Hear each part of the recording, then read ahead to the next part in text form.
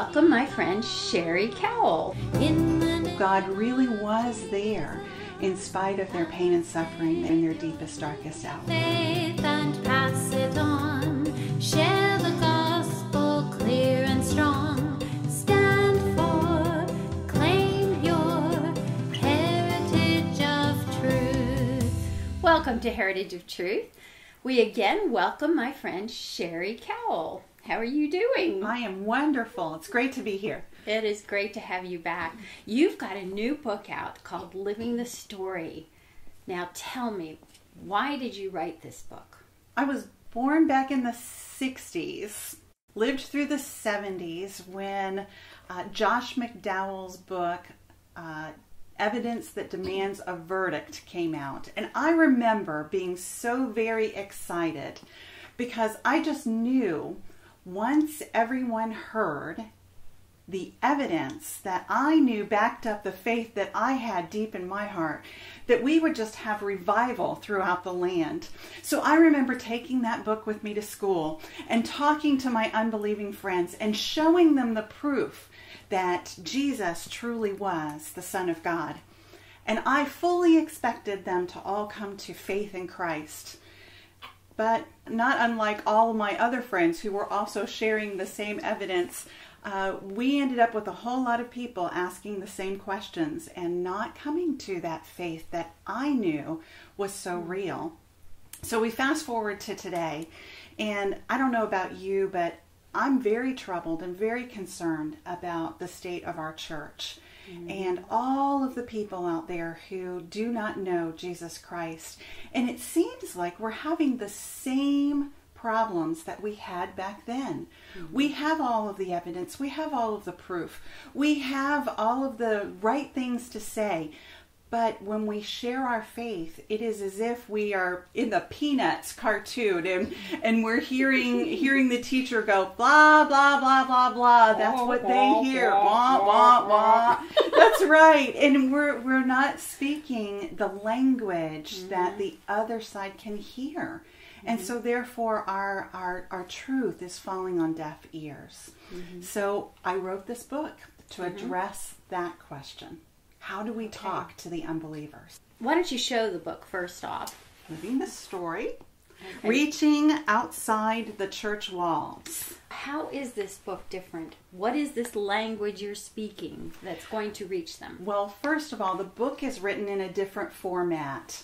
As I began to research how we could reach those outside the church walls, one thing that kept coming back to me is the fact that Jesus himself, 3/4 of the recorded messages that we have from Jesus, his words, are in the form of a parable. You know, I wrote the Parables Bible Study. Yes, we have the book right over there. And so I know a lot about the parables, and 3/4 of what Jesus said was in parable form.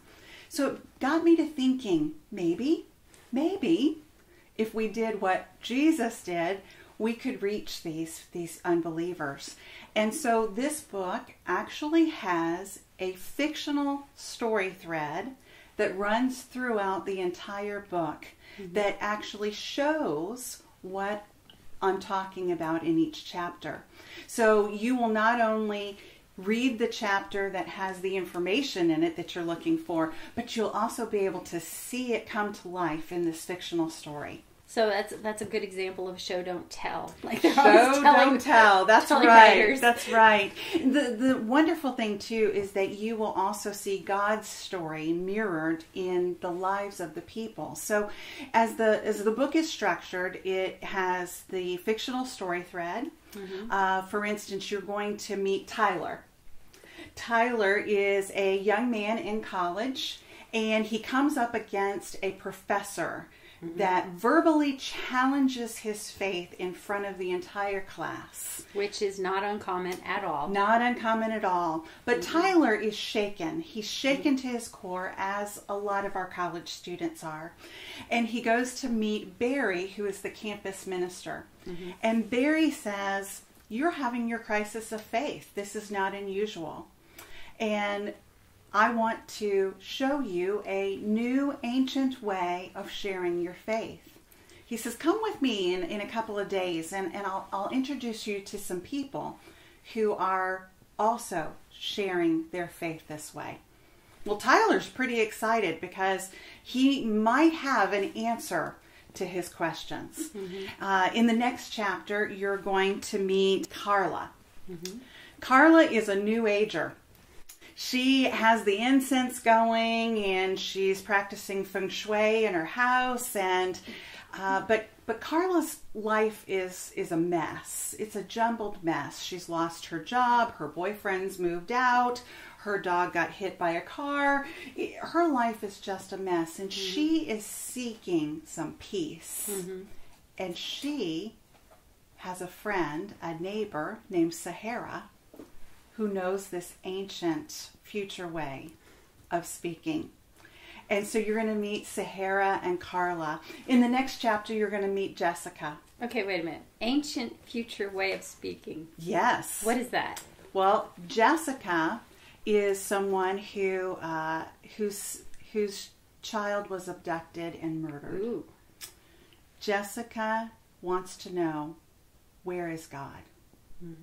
Where was God when her little baby was being murdered? She wants to know that essential question, why do bad things happen to good people? Where was this good God? If he exists, where was he? Each one of these people has that same question that everybody is asking. Is God real? And if he's real, why is there so much suffering? Why can I not find peace? Where is this God? And what these people have learned, this ancient future way, is learning the ancient future way is through story. Is learning to use the story of God and the story of how he has impacted their own life. Oh, okay. And each one of these people has learned to allow the story to unfold without trying to push the salvation message. It's believing and seeing that God can take the lead in each one of these salvation messages. Okay. That you can trust God, that he knows their story and he knows their pain and he knows the questions they're seeking answers to. And if we're patient enough, that same God of the story, that God was evidenced in every story that we read about in the book of the Bible, is also going to be evidenced in their story. And it's picking out those pieces where we can see God was at work in their lives and allowing that to be seen by the unbeliever. Seeing God's fingerprints in their own lives is a wonderful way of witnessing to God's truthfulness and his power. Because we can see through God's eyes how real God is, but it's really hard for the unbeliever to see God's fingerprints unless there's someone that comes along that's able to interpret the story. You're talking about witnessing, so that just reminds me of the importance of protecting his witness in our lives. Can you speak to that a little bit? Absolutely. The term that theologians use is called holiness. Holiness means that our lives are an exact mirror of the one who we were created in the image of. And we know God to be a holy God. What that means, though, in real terms, is we're not perfect. We can't be perfect. Yes, far from it. We can't be perfect. But if our story is compromised by a dualism where we are one way on Sunday and then the rest of the week we're somebody else, people can see through that. And that's hypocrisy as far as they're concerned. We're not walking the talk. And Jesus reserved his harshest words for the hypocrites, didn't he? He did. And in living the story, I address those three concerns that are raised by Barna, the research group. The Christian research group did a huge survey and found that the three most identifiable definitions for Christians by non-believers is that we are homophobic, we are hypocritical, and we're judgmental. That's how non-believers see us. And so in this book, I seek to address how do we overcome that when we're witnessing to others? How do we address that? And one of those ways is living a holy life. Absolutely. Being the same on Sunday that we are on Monday through Friday. Which we can only do in God's strength. Absolutely. And that means we need to stay in His Word and stay close and clean. Yes, yes. It's a tall order, but it can be done through the power and strength of Jesus Christ. That's right. That's right. Absolutely.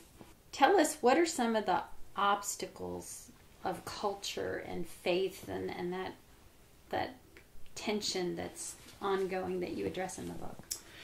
Throughout the book, I am addressing those obstacles, those things that non-believers find as a problem for receiving faith. For instance, one of those was Jessica's problem. Where was God in the midst of my pain and suffering? And the person who knows the story language comes alongside Jessica.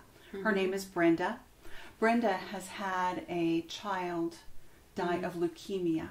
Yeah. So it's through her own pain and suffering that she's able to identify with Jessica's pain and suffering. And she doesn't blurt it out. In fact, Jessica has been mentored and friended by Brenda for months now.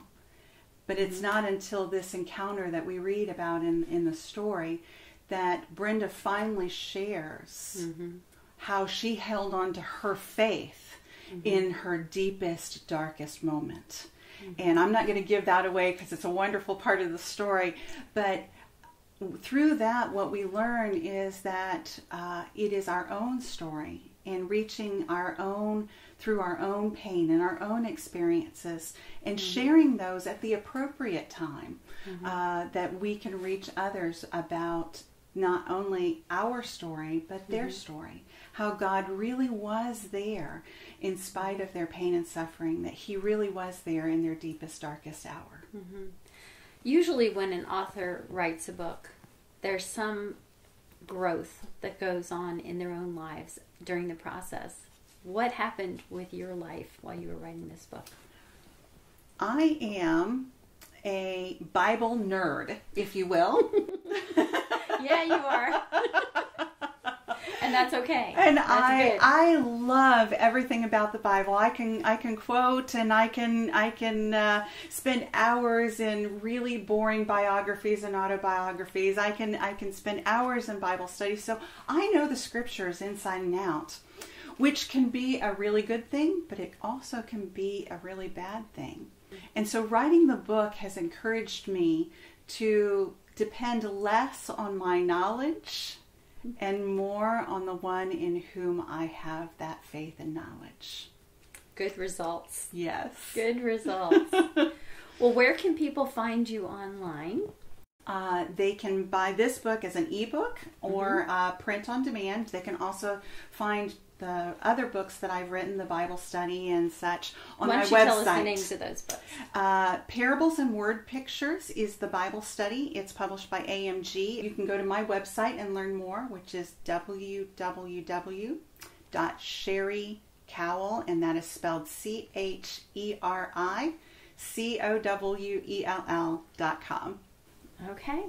Well, thank you for coming to visit us again. We really appreciate it, and we hope your book does really well. Thank you.